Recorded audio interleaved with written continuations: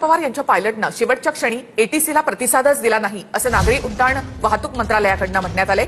हवाई उड्डाण मंत्रालयानं याबाबत एक प्रसिद्धीपत्रक काढलेलं आहे।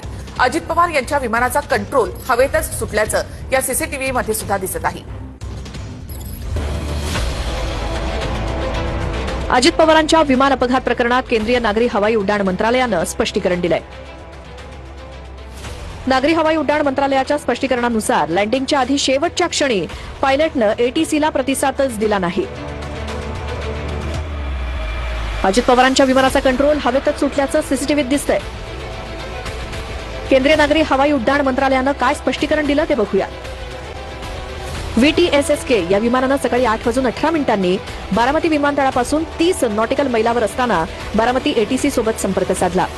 बारामती एटीसीनं त्यांना VMC कंडिशन म्हणजेच दृश्य हवामान परिस्थितीनुसार लँडिंग करण्याचा सल्ला दिला। त्यानंतर पायलट